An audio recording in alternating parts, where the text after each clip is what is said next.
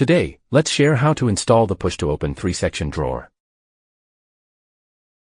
First, let's take out the sliding rails. Let's disassemble it. Install the inner rail onto the drawer box first. Screw it into the middle of the adjustment holes.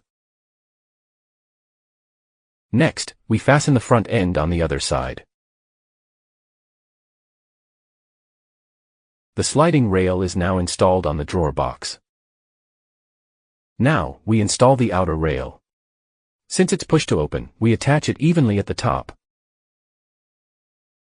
Then, we measure from the top to see the size, 126.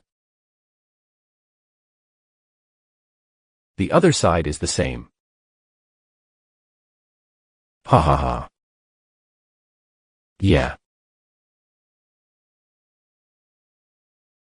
After installing the rail, we put on the drawer.